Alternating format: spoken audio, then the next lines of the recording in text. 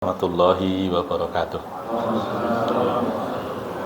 Bismillahirrahmanirrahim. Alhamdulillahi rabbil alamin wa bihi nasta'inu ala umurid dunya waddin wassalatu wassalamu ala asyrafil anbiya'i wal mursalin Muhammadin wa ala alihi wa sahbihi ajma'in, amma ba'du.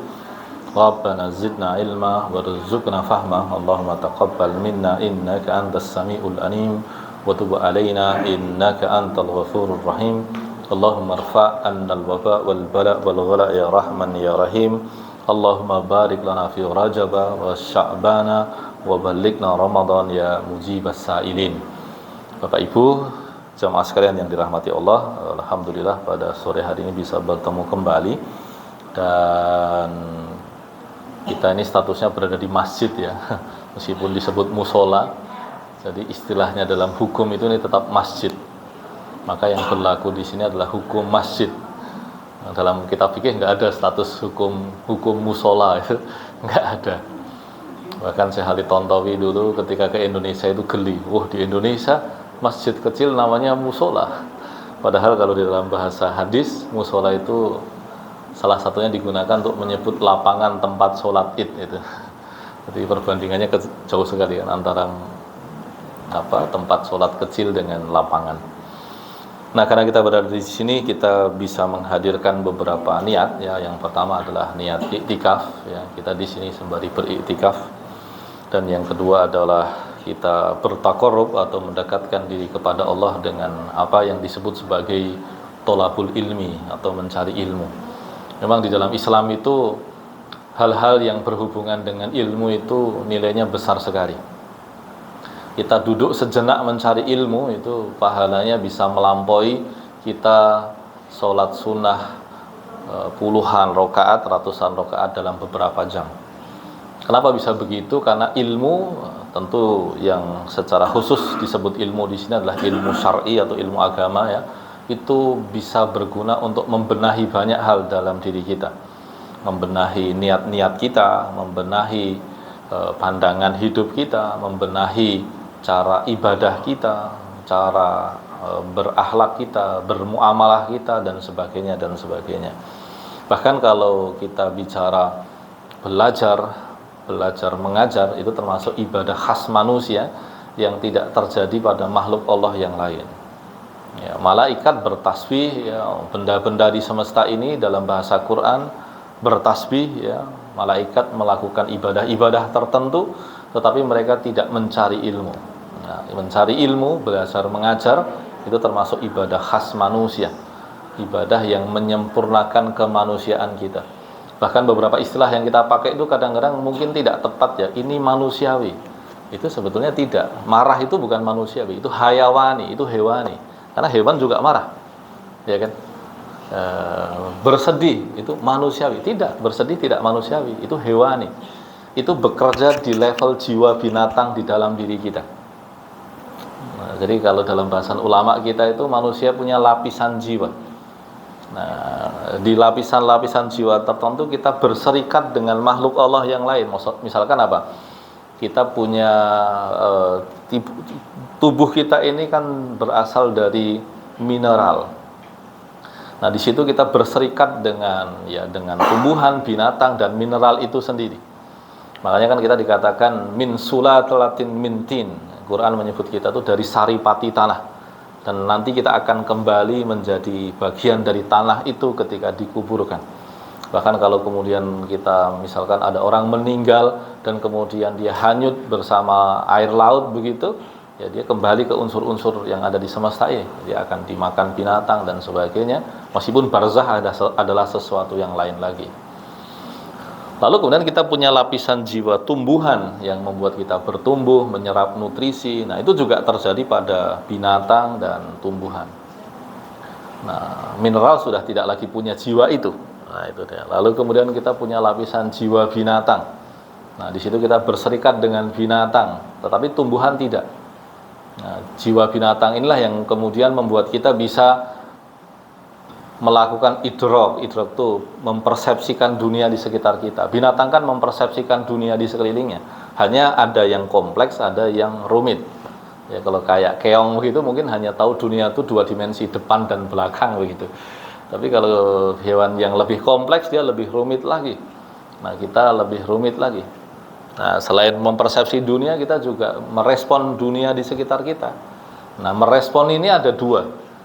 Baik berkaitan dengan syahwat, dalam bahasanya ulama itu disebut dengan syahwaniyah, bahimiyah, ya syahwatnya binatang ternak. Di situ kita berserikat dengan sapi, dengan kambing, dengan ya makhluk-makhluk bersyahwat lainnya begitu, yang ingin makan, memenuhi kebutuhan perut dan sebagainya. Tapi di sisi yang lain kita juga punya yang namanya ghadabiyah atau amarah, yang di situ kita berserikat dengan sabuiyah. Sabuiyah itu binatang buas. Nah, emosi itu sebetulnya di lapisan jiwa binatang ini, yang di situ kita berserikat dengan binatang-binatang lainnya. Makanya definisi manusia di dalam ilmu filsafat, dalam apa itu disebut dengan hayawan natik, binatang yang berpikir.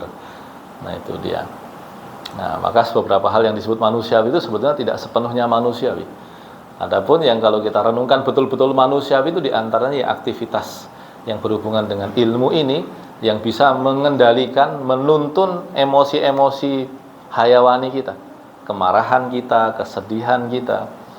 Makanya di antara tingkat keimanan yang tinggi itu apa? Ketika emosi kita itu hanya berlaku di hal-hal yang memang layak.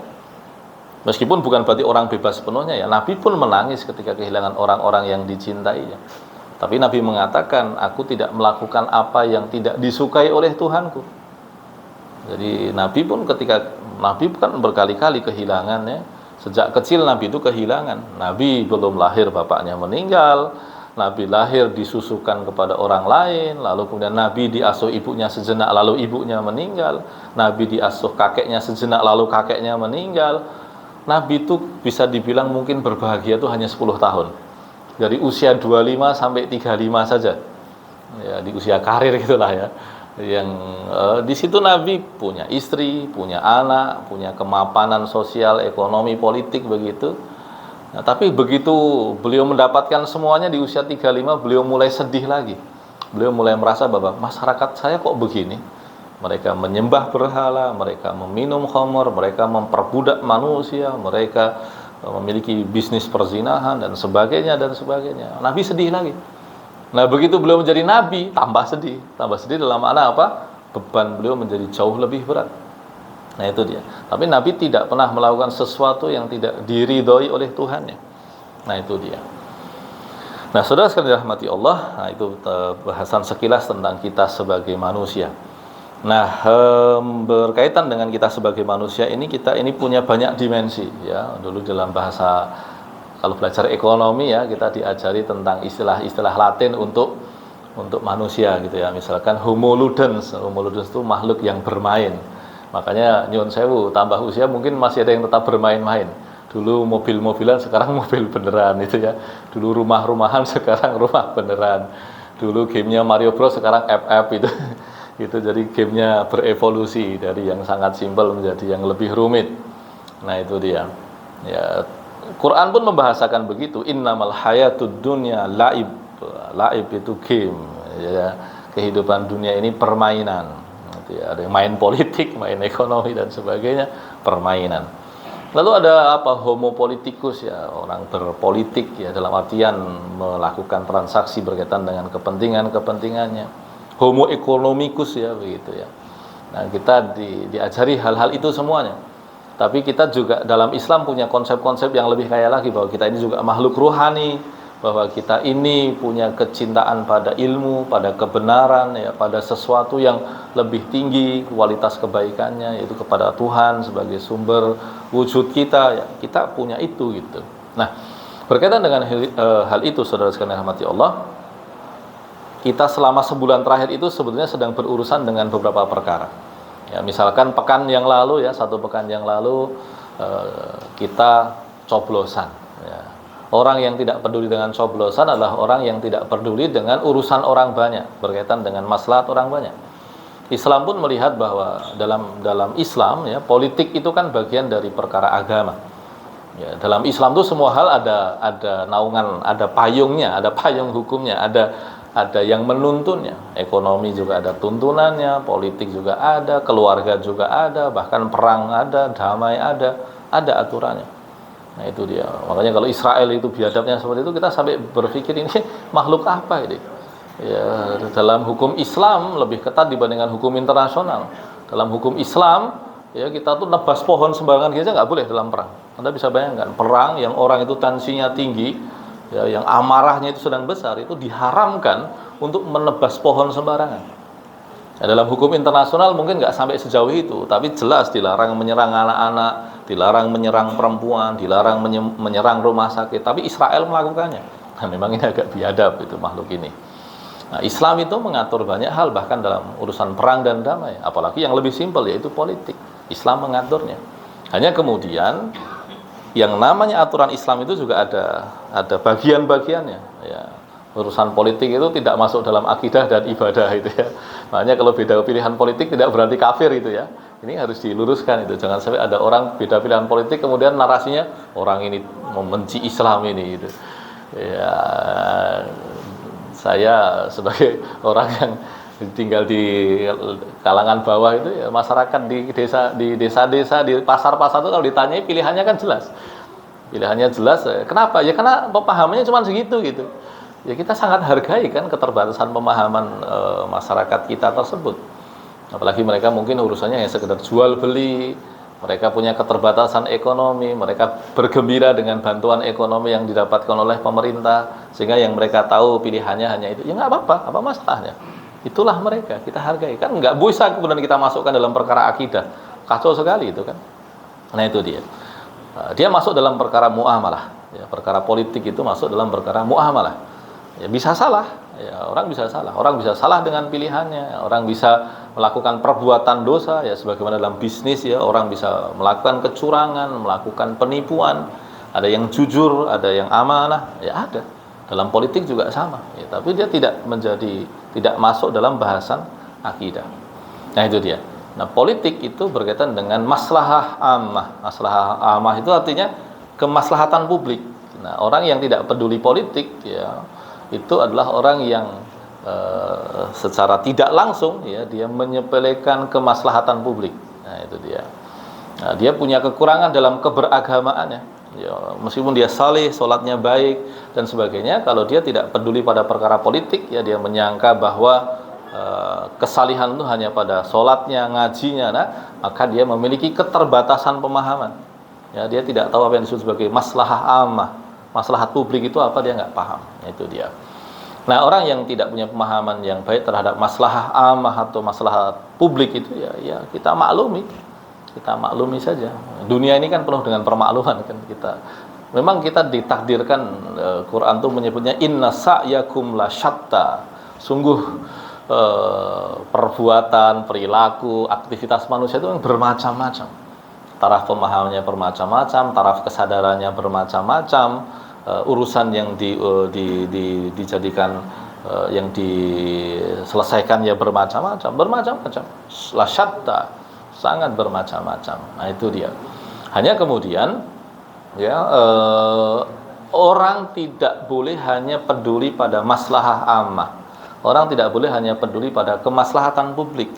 Dia juga punya tanggung jawab terhadap dirinya sendiri, terhadap jiwanya. Maslahah nafsiyah atau kemaslahatan jiwanya itu juga harus dia urusi, dia perjuangkan. Nah itu dia. Kalau dia sampai kebablasan ngurusi maslahat publik tapi beberapa bagian pokok berkaitan dengan maslahat dirinya tidak dia urusi, ya dia bisa jadi masuk neraka. Kok bisa? Ya dia tidak sholat. Berapa banyak orang miskin yang dia bantu misalkan, berapa banyak persoalan publik yang dia selesaikan, tapi dia tidak sholat, ya Allah berhak untuk memberikan hukuman kepada dia. Ya kan? Nah, sebagaimana halnya tadi, bisa saja orang yang sholatnya beres dan sebagainya, tapi dia melakukan perbuatan dosa dengan apa? Dia tidak peduli dengan maslahat publik. Itu juga bisa terjadi. Nah, itu dia. Nah, poinnya apa? Bahwa ada maslahah ammah, ada kemaslahatan publik, ada maslahah khassah, ada kemaslahatan khusus atau maslahah nafsiyah, atau kemaslahatan berkaitan dengan jiwa kita. Nah, politik kemarin maslahah ammah. Tapi kita juga harus sadar bahwa kita ini sedang berurusan dengan momen-momen hidup kita ini kan berurusan dengan momen-momen kan, ya kan, waktu itu kan bergerak gitu, time flows gitu ya, dia bergerak ya, dari satu momen ke momen yang lain. Ada kalanya di situ kita menang di momen tersebut, ada kalanya kita kalah, ada kalanya kita di situ mendapatkan banyak kebajikan, ada kalanya di situ kita mendapatkan banyak kerugian. Dia bergerak, terus bergerak ya. Makanya kemudian Allah mengatakan wal asri innal insana lafi khusr, ya, demi masa sesungguhnya manusia dalam kerugian. Itu dia. Itu karena memang asr itu kalau kata ulama dia adalah akbaru roksi amwalin nas ya. Kapital yang dimiliki manusia terbesar itu adalah waktu ya. Ketika waktu itu hilang, apalagi di waktu-waktu yang mendesak, itu kehilangannya bisa menjadi sangat besar ya. Bahkan dalam dunia perekonomian kita beda waktu sedikit saja, apalagi dalam dunia saham kan naik turunnya menjadi sangat cepat ya, waktu. Tapi kita jangan lupa bahwa kerugian kita tidak hanya kerugian material, bisa saja kerugian itu berkaitan dengan spiritual, itu dengan jiwa kita. Nah, kita tuh selama sebulan 2 bulan terakhir itu ada di momen-momen istimewa, yaitu rangkaian bulan Dzulqa'dah, Rajab, Sya'ban, dan sebentar lagi adalah Ramadan. Nah, kita sekarang hari ini ada di tengah-tengah bulan Sya'ban. Nah, ini kita ada di tengah-tengah bulan Sya'ban ya. Tanggal berapa ini ya? Kalau Sya'bannya kemarin mulainya hari Sabtu ya. Mulainya hari Sabtu berarti sudah hari keberapa ini? Sudah hari ke berapa nih ya? 8, 9, 10, 11 ya, hari ke-11. Jadi kalau yang mau puasa Ayyamul Bid bisa hari Jumat, Sabtu, Ahad, nah, besok itu. Nah, itu dia. Nah, tapi kembali kita sudah melewati 10 hari pertama bulan Sya'ban. Kita sudah mendekati pertengahan bulan Sya'ban. Artinya Ramadan itu hanya sekitar 18 hari lagi, 17-18 hari lagi. Nah, pertanyaannya adalah apakah Ramadan perlu persiapan? Jawabannya iya. Semua hal perlu persiapan. Bahkan kalau kita cermati dalam banyak kasus tuh persiapan tuh seringkali lebih panjang dibandingkan actionnya. Ya, Cristiano Ronaldo main bolanya 90 menit. Dia latihannya berapa kali 90 menit itu. Itu dia. Nabi Muhammad itu menjalani fase kenabian hanya 23 tahun, persiapannya 40 tahun. Ya, beliau menjalani fase Madinah cuma 10 tahun, persiapan di Makkahnya 13 tahun. Ya, jadi waktu aktualisasinya itu hanya pendek itu, tapi preparasinya itu panjang.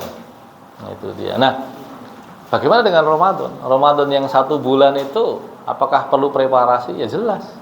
Nah, itu dia. Makanya kemudian di kalangan orang-orang soleh kita kenal istilah Rajab huwa syahrun lizar'i, wa Sya'ban huwa syahrun lisaqi, wa Ramadan huwa syahrun lil hasad ya. Rajab itu menanam, Sya'ban itu mengairi, dan Ramadan itu panen. Nah, itu dia. Nah, kalau kita nggak menanam, apa bisa kita panen? Ya bisa, tapi yang dipanen kebun tetangga begitu. Ya, kalau perkara dunia bisa, tapi perkara akhirat nggak bisa begitu. Maka nah, ini berkaitan dengan maslahah khosoh, atau berkaitan dengan kemaslahatan jiwa kita. Maka kita perlu mengenali bahwa kita tidak akan memanen dari ladang orang. Kita tidak akan bisa mengambil untung dari ladang orang. Ada beberapa amal yang masuk di situ ya, tetapi itu sifatnya minor, hanya di kasus tertentu. Ya, ketika kita misalkan man sanna sunnatan hasanatan, orang yang mentradisikan kebaikan ya, dia bisa dapat saham itu, dapat pahala dari kebaikan orang-orang yang mengikutinya. Sebagaimana man sanna sunnatan sayyi'atan, orang yang membiasakan, mentradisikan, menginspirasi, menginfluensi gitu, orang melakukan keburukan, dia akan mendapatkan keburukan, dosa dari orang yang mengikuti. Nah, itu terjadi gitu. Tetapi itu berkaitan dengan amal-amal turunan, bukan amal-amal pokok. Nah, berkaitan dengan amal-amal pokok itu manusia memanen apa yang dia tanam. Orang mengambil keuntungan dari apa yang dia siapkan gitu. Nah, saudara sekalian yang dirahmati Allah Subhanahu wa taala, Jadi dalam tradisi kita itu sebetulnya Ramadan itu persiapannya 2 bulan. Ya, aktualisasinya sebulan, persiapannya 2 bulan. Terasa panjang sekali kan? Hanya memang kemudian persiapan di situ bukan berarti kita tidak mengurusi perkara dunia. Kita tidak begitu juga, ya. Karena sebetulnya relasi dunia dan akhirat itu bukan relasi dikotomis, ya, bukan relasi yang sifatnya terpisah, tidak. Dia terhubung secara alamiah. Karena logikanya itu begini, semua hal yang di dunia ini berakhir di akhirat. Tidak ada satupun hal di dunia ini yang tidak berakhir di akhirat. Tidak ada satupun. Faman ya'mal mithqala dzarratin khairan yarah wa man ya'mal mithqala dzarratin syarran yarah. Semua hal. Kalau ada yang pernah lihat film, sayangnya filmnya itu khas Hollywood banget lah. Tapi kan ini sebetulnya perbincangan di dunia fisika. Namanya butterfly effect gitu. Efek kupu-kupu gitu. Ya, jadi secara ringkas efek kupu-kupu itu apa? Kepakan sebetulnya lalat itu, kepakan lalat ya, biar kelihatan elok jadi kepakan sayap kupu-kupu gitu ya. Padahal kalau temuannya itu kan sebetulnya dari cerita kepakan atau energi di langit yang setara dengan kepakan sayap lalat kan gitu sebetulnya. Lalu biar keren jadinya bukan fly effect tapi butterfly effect begitu. Nah, ternyata kepakan sayap lalat di satu tempat itu bisa menghasilkan badai di tempat yang lain. Nah, itu kemudian nantinya difilmkan. Saya pun juga lihat filmnya nggak sengaja, loh kok judulnya kok ini gitu. Hanya kemudian memang relate sekali. Hanya gambarannya khas masyarakat Barat yang begitulah kehidupannya gitu. Tapi intinya adalah bahwa sekecil apapun yang kita lakukan di dunia ini, dia punya dampak terhadap dunia kita dan nantinya akhirat. Ya, faman ya'mal mithqala dzarratin, siapa yang beramal dengan sekecil zarrah itu ya, yarah itu dia akan melihat. Kalau dia baik, dia akan melihat buahnya. Kalau dia buruk, dia akan melihat buahnya, itu pasti. Nah, relasi dunia dan akhirat itu begitu, otomatis sebetulnya. Maka tentu yang dimaksud dengan kita mengurusi urusan akhirat kita itu ada 2 jenis. Yang pertama adalah perkara yang murni akhirat, itu pun tentu dengan perangkat dunia. Contohnya apa? Panjenengan sholat itu kan perkara akhirat. Tapi kalau Anda tidak punya tubuh yang sehat kan Anda tidak mungkin sholat secara sempurna kan? Tubuh Anda itu perkara dunia gitu. Tapi digunakan untuk perkara akhirat. Ketika perangkat dunianya bermasalah, Anda tidak akan mungkin sholat secara sempurna.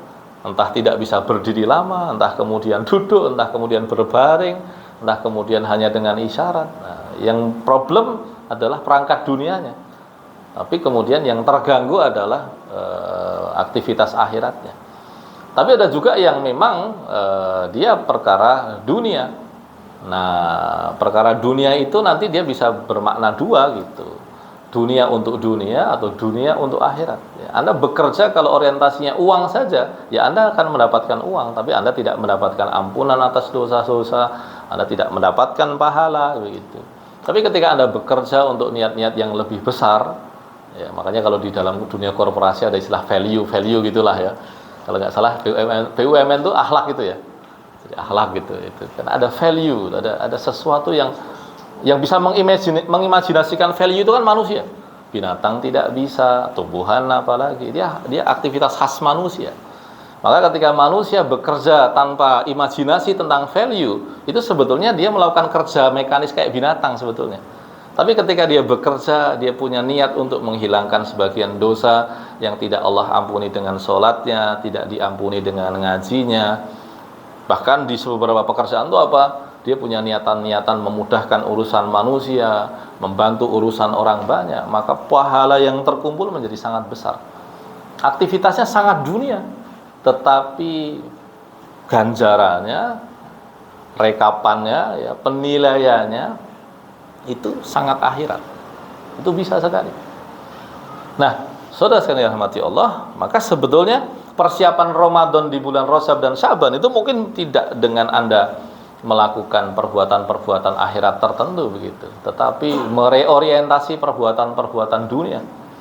Itu dia. Misalkan, wah ini mumpung Rajab nih, lebih sering untuk mereorientasi aktivitas itu.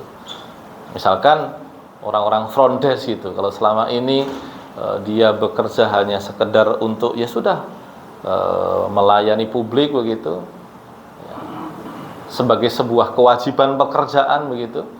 Lalu kemudian dia mereorientasinya menjadi lebih dalam. Ya, ada perintah Allah di situ, ada kemudahan yang Allah janjikan di situ. Ya, maka dia berubah kan. Nilainya berubah, pahalanya berubah, ganjarannya berubah, nah gitu. Nah, termasuk di dalamnya adalah kalau Rajab itu kan memang kekhasannya adalah kekhasan bulan haram. Bulan haram itu kan berkaitan dengan karena seingat saya satu Tuhan yang lalu saya pernah membahas ini di tempat ini kan, berarti kan hanya sekedar mengulang begitu. Rajab itu kan khas bulan haram. Ya, Rajab itu khas bulan haram. Bulan haram itu amal terpentingnya adalah menahan diri dari perbuatan dosa. Nah, maka di bulan Rajab kemarin ya bisa saja kita aktivitasnya sama gitu, tapi hanya menghindari hal-hal yang di situ punya potensi dosa. Obrolan yang tidak perlu misalkan, atau apapun itu. Nah, adapun di bulan Sya'ban ini, ya di bulan Sya'ban ini sebetulnya tidak ada pahala khusus, ya itu dia. Bulan Sya'ban ini bukan bulan istimewa ditinjau dari dirinya sendiri. Berbeda dengan Rajab, Rajab bulan haram. Yang disebut dengan bulan suci itu bukan bulan Ramadan. Saudara sekalian dirahmati Allah, yang disebut bulan suci itu bukan bulan Ramadan.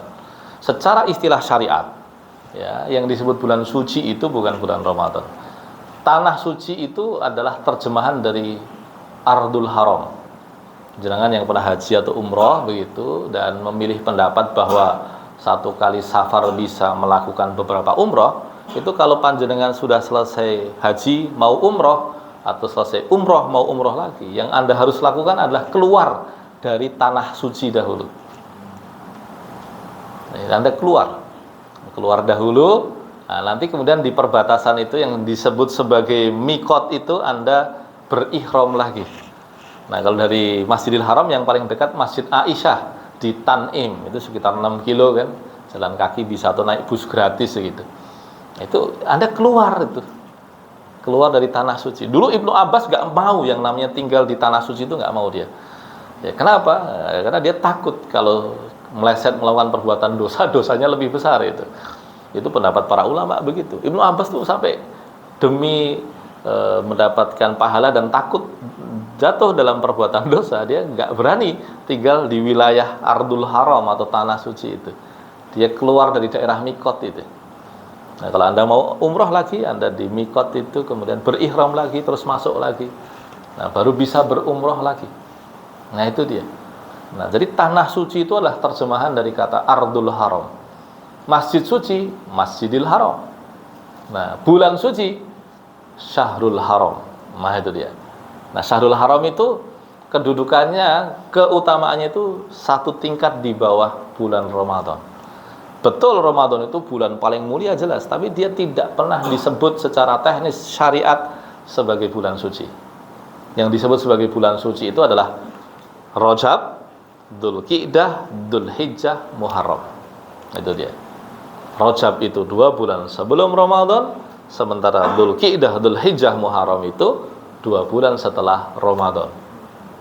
Jadi Ramadan ini sadar nggak sadar sedang dijepit oleh rangkaian bulan haram atau rangkaian bulan suci itu. Yang diantara hikmahnya adalah bulan suci sebelum Ramadan yang namanya Rajab itu untuk preparasi, untuk persiapan, sedangkan yang datang sesudah Ramadan itu untuk evaluasi, untuk ngecek sejauh apa pertumbuhan yang sudah kita dapatkan di bulan Ramadan. Itu ada hikmah begitu. Nah, jadi kalau Syawal ya udah oke lah makan-makan ya, kalau perlu sebulan makan-makan gitu. Tapi kemudian Allah merawat ketaatan kita agar tidak hilang sepenuhnya, dikasih syariat berupa puasa 6 hari. Itu pun ulama kebanyakan mengatakan tidak harus berurutan begitu. Bahkan kadang-kadang kita dikerek-kerek nganti lali gitu. Ya enggak apa-apa. Tapi begitu masuk Dzulqa'dah, Dzulhijjah, Muharram, nah kita sedang diuji sejauh apa pertumbuhan yang kita dapatkan di bulan Ramadan. Nah, kembali tadi Sya'ban dia tidak punya keistimewaan. Sya'ban tidak punya bulan yang sedang kita jalani tidak ada keistimewaan tertentu secara syariat. Tapi ditinjau dari posisinya terhadap Ramadan, dia adalah waktu persiapan terakhir, yang Nabi mengatakannya sebagai syahrun yaghfulu anhu katsirun minan nas, bulan yang kebanyakan orang melupakannya, bulan yang dilupakan oleh kebanyakan orang. Dilupakan bagaimana? Ya mungkin karena aktivitas kebanyakan orang itu sibuk dengan pekerjaan, dan itu lumrah sekali, apalagi pekerjaan sekarang kan, apalagi untung Jogja masih lebih ya. Saya dulu tuh dikerjai teman saya untuk menikmati KRL di Jakarta, itu masuknya aja harus kayak kelahi dulu ya. Apa namanya, senggol-senggolan sama orang baru bisa masuk kereta gitu. Saya bayangkan, ya Allah, di Jogja nggak pernah begini, di Jakarta jadi begini gitu. Ngeri sekali gitu. Itu kalau kemudian pagi begitu sampai sore begitu kan, pasti kan fokusnya menjadi hal-hal yang sangat teknikal kan. Pagi harus segera berangkat biar nggak macet, biar segera sampai kantor. Di kantor karena dia profesional, dia fokus betul untuk menyelesaikan pekerjaannya. Pulang, yang penting segera sampai rumah dan istirahat. Nah, mungkin waktu dia untuk berefleksi itu karena saking cepatnya ya. Ya kalau istilahnya budayawan kan sekarang kita hidup di zaman dromologis. Dromologis apa? Serba cepat. Dan yang namanya serba cepat itu dalam bahasa hadis apa? Minas syaiton. Al-ajalah minas syaiton. Keterburu-buruan itu dari setan. Dia menghilangkan kesadaran. Dia menghilangkan kepekaan. Dia menghilangkan kemampuan kita untuk berefleksi diri. Nah itu dia. Nah di bulan Sya'ban bisa jadi karena orang saking sibuknya dia lupa. Sampai saya kemudian seminggu lagi Ramadan ya, itu kaget ya. Akhirnya apa? Dia tidak melakukan preparasi. Apakah kalau dia tidak melakukan preparasi dia dosa? Enggak, dia tidak dosa. Tapi hampir pasti Ramadannya tidak akan maksimal. Nah, kebanyakan kita tuh menjalani Ramadan tuh dengan kondisi apa? Awalnya semangat, tengah-tengahnya mulai kehilangan energi. Ya kan? Awal-awal bulan karena masih semangat ya, belum sempat puasa gitu. Ya malam pertama Ramadan itu kan pada semangat ke masjid kan. Ada semangat tuh. Ya, malam kedua, ketiga masih taraweh. Karena semangatnya masih tersisa. Begitu sudah harus menjalani aktivitas yang sibuk lagi, semangat itu mulai menurun, stamina mulai menurun, sehingga kemudian mulai enggak usah taraweh dulu lah. Tiba-tiba sudah 10 hari terakhir. Tiba-tiba sudah 3 hari terakhir kayak gitu. Nah, kalau nggak waspada juga 10 hari terakhir yang sebetulnya merupakan puncak cerita, itu malah sibuk untuk zakat mall dan tawaf mall itu ya.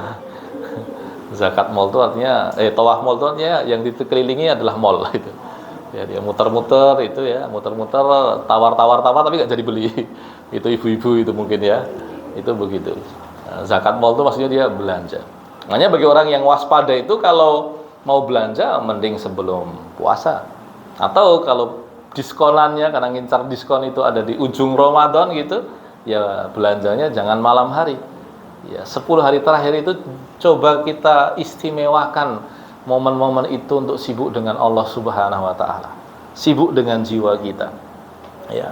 Mungkin manajemen paling mudahnya ya awal malam kita bertarawih, lalu pulangnya agak sedikit terlambat.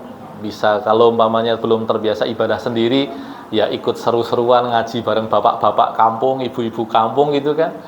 Nanti pulang tidur sebentar ya, sebelum sahur ke masjid lagi sebentar, setengah jam ya. Pulang sahur, tidur pada subuh sebentar, bekerja lagi. Kita sengaja berinvestasi waktu untuk sibuk dengan Tuhan. Ya ibarat kata kalau balapan saja ya, F1 itu ada yang namanya pit stop. Ya, nggak ada pit stop itu Valentino Rossi sekalipun mungkin dia akan kewalahan itu ya. Padahal dia hebat itu. Jadi mungkin bannya akan aus, bensinnya akan habis, itu motor. Nah, kita perjalanan jauh ke Jakarta lewat tol ya kita butuh rest area. Nah, jiwa kita butuh pit stopnya, ya, jiwa kita butuh rest area, dia butuh berhenti sejenak. Dia butuh untuk sibuk dengan Tuhannya, dia butuh untuk sibuk dengan penciptanya. Kita perlu untuk sambat. Nah ini dia.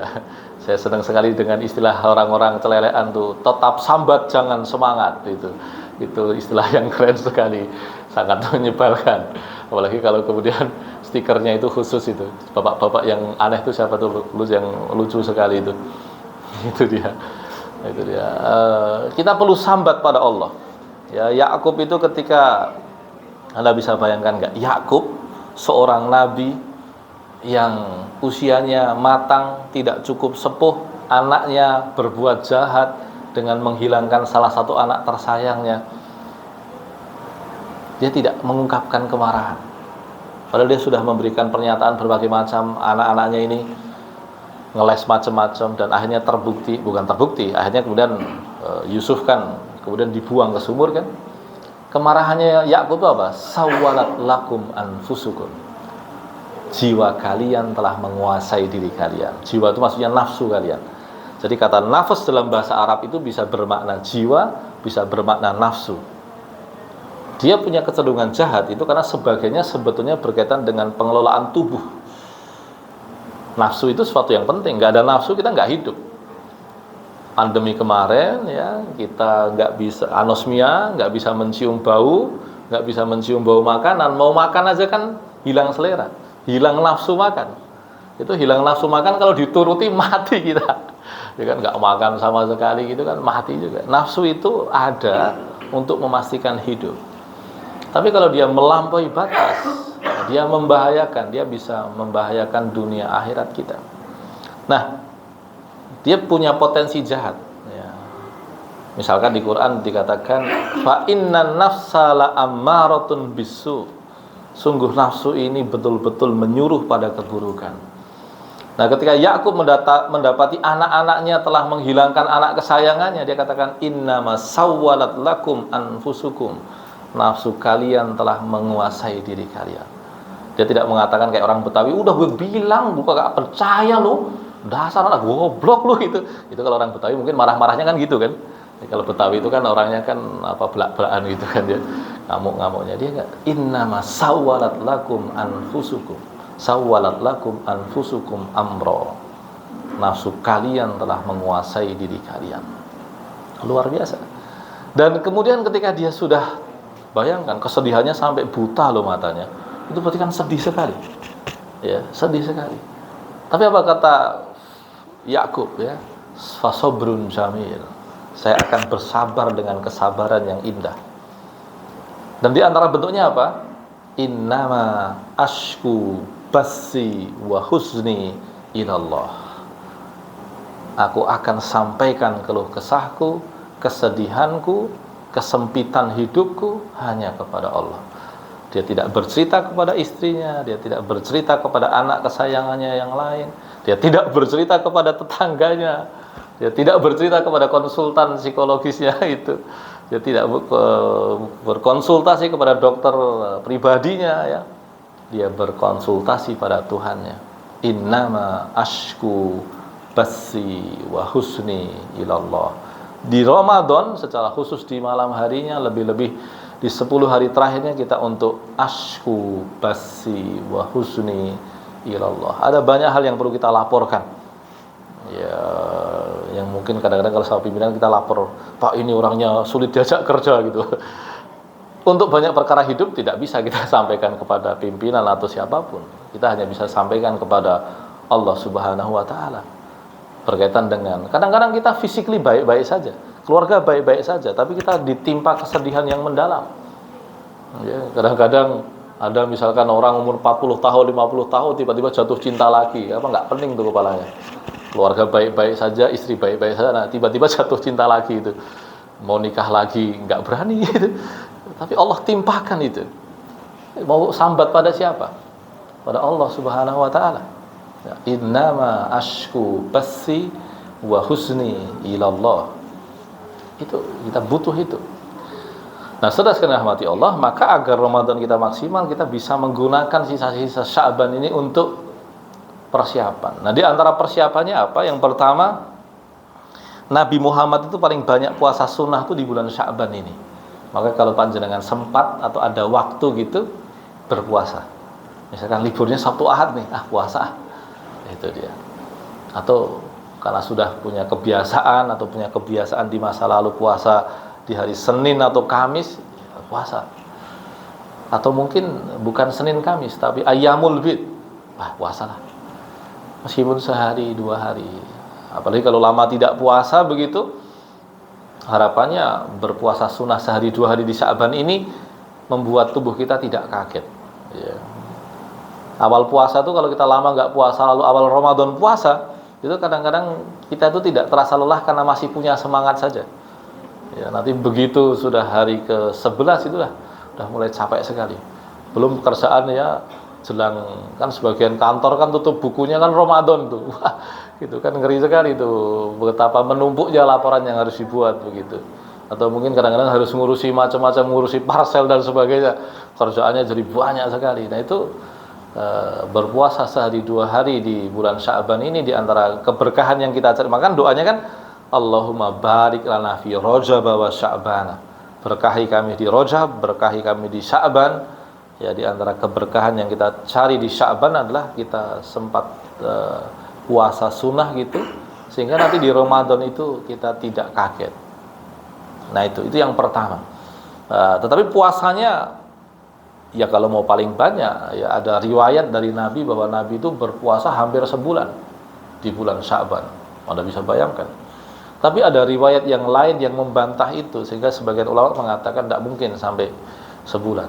Ya, bisa separuhnya saja.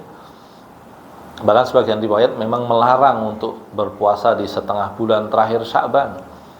Ada juga yang paling sempit ya beberapa hari sebelum Ramadan. Ya, tetapi intinya adalah kita masih punya waktu beberapa hari ya. Ya, misalkan Ramadan besok itu kan hari Senin, tanggal 11 ya, kalau berdasarkan hisab. Tampaknya berdasarkan ru'yah pun juga sama, akan bermula di hari Senin begitu. Ya, mungkin kita terakhir puasa di tanggal 3 Maret gitu ya. Tanggal 4, 5, 6 Maret kita udahlah. Jangan puasa dahulu. Untuk mempersiapkan Ramadan juga agar tidak terlalu lelah begitu ya. Sepekan terakhir sebelum Ramadan sudah tidak lagi puasa sunnah. Tapi sampai tanggal 3 kita masih bisa puasa sunnah lah, barang sehari, 2 hari, mau hari Senin, hari Kamis, Ayyamul Bid atau pas libur. Jangan-jangan punya jurus yang paling manjur gitu ya. Mumpung libur puasa, habis subuh, habis sahur subuh tidur, bangunnya duhur gitu. Itu jurus terakhir, Pak. Itu jurus terakhir, itu udah combo itu udah. Kalau main game itu udah combo, itu jurus paling maksimal gitu. Nah, itu dia. Ya, puasa itu. Itu yang pertama. Yang kedua, saudara sekalian yang dirahmati Allah, ini tidak ada dalilnya. Tapi orang-orang soleh dari generasi sahabat dan tabi'in itu kalau bulan Sya'ban mereka membaca Quran lebih banyak. Makanya Sya'ban itu dijuluki sebagai Syahrul Qurra, bulannya pembaca Quran. Nah, itu dia. Kalau Ramadan Syahrul Quran, bulannya Quran. Kalau Sya'ban itu Syahrul Qurra, bulannya pembaca Quran. Nah, mereka mulai membaca Quran. Kalau lama nggak baca, mulai baca lagi. Tapi kalau sudah biasa membaca, dia baca lebih banyak. Bahkan sebagian orang soleh dahulu itu sampai menutup lapaknya di pasar. Sampai kemudian temannya tanya, loh kenapa kamu kok sampai nutup lapak itu? Dia bilang, saya membaca Quran. Loh kenapa? Dia bilang, betapa beruntung orang yang memasuki Ramadan dalam kondisi telah memperbaiki diri. Jadi kalau kita jadikan Ramadan sebagai momen perbaikan diri, ya tidak ada masalah. Tapi kalau kita mau upgrade sedikit level kita bisa mulai memperbaiki diri kita di bulan Sya'ban, dan nanti Ramadan kita habis-habisan. Dan di antara cara kita memperbaiki diri di bulan Sya'ban adalah membaca Quran. Nah, kalau lama nggak baca, mulai baca. Kalau biasanya baca sehari sehalaman, ya naiklah 1,5 halaman, 2 halaman. Biasanya baca 1 rubu. Jadi Quran kita di Madinah itu penandanya sudah sangat sistematis, mengikuti ulama ya. Karena Quran itu terdiri dari 30 juz, 60 hizib ya, dan berapa? 3 kali 8, 240 rubu. Jadi kalau panjenengan baca Quran, apalagi yang cetakan Madinah itu atau Saudi itu biasanya setiap halaman tertentu ada gambar angka di tepi gitu. 1/2, 1/4, 3/4 begitu, nisaf itu rubu. Rubu itu artinya 1/4 hizib atau 1/8 juz. Nah, jadi kalau kita mau naikkan level kita bisa dari sehalaman jadi 2 halaman, ke 1 rubu, ke 2 rubu, ke 1 hizib, ke 1 juz, monggolah semampunya. Tapi yang pasti Sya'ban ini bisa kita gunakan untuk mulai berakrab-akrab kembali dengan Quran. Kalau panjenengan tidak sempat baca, bisa saja kalau panjenengan pulang pergi naik mobil, Anda hidupkan murotal, atau kalau di rumah ya tinggal memutar murotal. Yang penting interaksi kita dengan Quran mulai bertambah, itu dia. Nah, selain dua hal ini tidak ada ibadah khusus. Ini pun dua hal tadi juga karena yang satu sunnah Nabi, yang kedua adalah tradisi orang-orang soleh. Bagi yang mulai mau menambah sholat malam lagi, misalkan lama nggak sholat malam, lalu mulai berwitir lagi 1 rakaat, ya lakukan saja, tidak apa-apa. Ya, di dalam perkara-perkara hukum yang mutlak itu artinya tidak ada batasan tertentu, itu kita berleluasa untuk melakukan amalan menurut kemampuan kita. Nah, itu dia ya. Jadi logika fikihnya tuh begitu. Fikih itu memang sangat luas ya. Dia punya keketatan berkaitan dengan batas, tetapi di dalam batas itu dia punya keleluasaan untuk menakar sesuai dengan kebutuhan kita. Nah, itu fikih itu memang begitu kecanggihannya. Nah, saudara sekalian rahmati Allah, mungkin itu ya pengingat kita pada hari ini ya. Jadi kita ini sudah berurusan dengan pemilu yang berkaitan dengan maslahat orang banyak. Ya, kita berdoa semoga hasilnya baik ya. Kemudian yang kedua, jangan lupa urusan publik sudah kita selesaikan. Jangan lupa untuk menyelesaikan urusan jiwa kita sendiri-sendiri ya. Di antaranya adalah Ramadan, dan Ramadan itu perlu dipersiapkan. Nah, sebetulnya persiapan Ramadan itu sejak Rajab ya, sejak bulan kemarin. Tapi kalau nggak sempat ya nggak apa-apa. Ya, Sya'ban ini kita maksimalkan di hari-hari yang tersisa. Di antara yang bisa kita lakukan adalah puasa sunnah, karena ada sunnahnya dari Nabi. Kita bisa berpuasa sunnah sehari 2 hari atau lebih dari itu. Yang kedua adalah kita mulai berakrab-akrab kembali dengan Quran. Nah, itu dia. Terakhir penutupnya, jangan lupa bahwa Ramadan itu bagian dari kenikmatan. Karena bagian dari kenikmatan, maka mintalah kepada Allah agar bisa bertemu dengan Ramadan ya, minta pada Allah. Orang-orang soleh dahulu meminta kepada Allah, rindukanlah Ramadan ya. Di antara tanda iman dan ihtisab kita adalah kerinduan kita pada Ramadan, dan beristighfarlah, jangan sampai dosa-dosa kita menghalangi kita untuk bertemu atau menikmati Ramadan dengan semaksimal mungkin. Wallahu a'lam bishawab. Barakallahu li wa lakum wa sallallahu ala nabiyyina Muhammad. Assalamualaikum warahmatullahi wabarakatuh.